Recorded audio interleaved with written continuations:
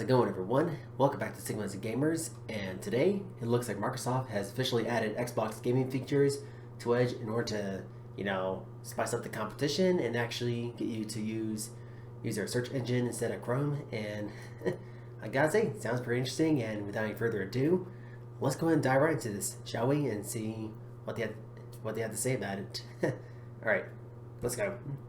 So starts off saying that for Edge is still a market share from Chrome. Microsoft will need to find ways to differentiate the relative newcomer from Google's ubiquitous option. Well, Google's option. I can't even talk right now. So features like collections, which act like bookmarks, but for groups or web pages, are a good start. And now Microsoft is giving gamers a reason to stick with default Windows 11 browser, and announced today a suite of exclusive gaming features coming to the Edge browser that can be launched directly from a new homepage. Pretty interesting. Oh yeah, free-to-play games in Edge. So inspired by the Xbox UI, the new gaming home screen presents news, game, and guides, live streams, highlights, tournaments, and upcoming and newly released games in a news feed separated into colorful blocks. Microsoft calls this a homepage, but to access it, you will need to press on the new gaming header in the navigation bar on its main Edge home screen. So yep, this is what we have right here. This is what it actually looks like. So we got the games right here. And so regardless of what tab you're viewing, new games menu can also be opened by selecting the options menu in Edge and choosing games from the list. So this opens a side panel with a collection of free-to-play, casual, and arcade games. From here, you can easily play basic games like Microsoft Jewel, Machine GG, Dimensions, Deal or No Deal, Cubist, Battleship, and Microsoft Edge exclusive surf game, which is a more liquid version of Ski Free. So, yep, here it is. Let's see, clarity boost for stream games. And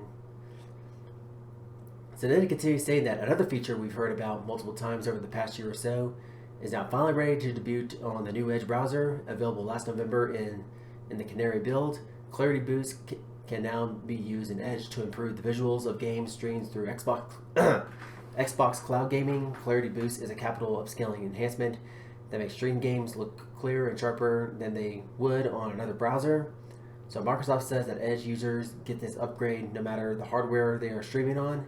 So you can try Clarity Boost by logging into your Xbox account on the Xbox Cloud Gaming website and selecting the ellipses or ... as said by Knuckles in Sonic the Hedgehog 2 in the upper left-hand corner.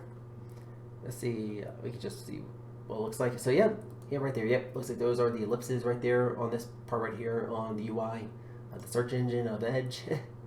So okay, let's get back here. So yep. So therefore, Edge won't hog resources when you're gaming, which means that Microsoft has one more trick up their sleeve, a new setting in Edge's efficiency mode that makes games run faster and smoother by automatically reducing browser resource usage when a PC game is launched. It essentially blows a whistle when a PC game starts up, signaling that everything else should stop hogging system components. So therefore, when you're done with the game, Edge will go back to dividing out resources appropriately without you needing to close and reopen the browser. So therefore, this feature can be enabled under the System and Performance tab. So of these additions, Clarity Boost is one of the most likely to sway me into using Edge over Chrome. So while the golden ticket is reduce latency, I'll take any graphics enhancements I can get when streaming my Xbox Game Pass Ultimate library on a laptop or tablet. And I doubt I will spend much time on some yada yada yada yada.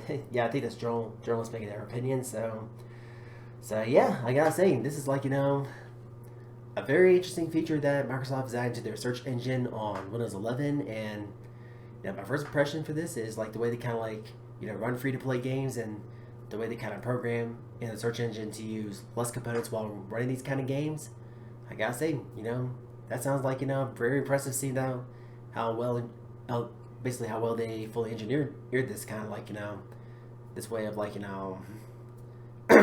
the way they kind of program it, actually just very, very interesting. And I guess that's kind of one of the things that might sort of entice me to actually go back to Windows 11. But as of right now, kind of sticking around with 10 until it's close to its reaches the end of its life cycle, just like most other software products and other products in history. The software, like the overall life cycle of just like, let's see, taking about, let's see, I'm kind of a little brain fart right now, because I probably don't want to bore you right now, but say, like get some advice from other people, then and lay out their plans, and start executing it, and developing it, then start testing it, and release it. And if it has any bugs, go ahead and fix the bugs, and then repeat the entire cycle over and over again until that certain product reaches its life cycle, which is like the development life cycle at this, that all that good jazz. And well, I'm kind of boring you guys at this point. Right, so, but hey, if you found this video to be helpful and informative, then be sure to drop a like as always, because it does help the channel out a lot. And subscribe for more content like this. Hit the bell to be notified when my next video is going to drop. And get your own thoughts or opinions. And it's based on this new feature that Microsoft has added to Edge on the Windows 11 version, or well, basically as like this Xbox gaming feature to Edge where you can actually play free-to-play games when you feel just like the same way you did back when you used to play solitaire back in the early to mid 90s. And so yeah, go ahead and sound in the comment section below and get a discussion going. And again, thank you so much for taking your time watching this video, and we'll catch you all in the next one.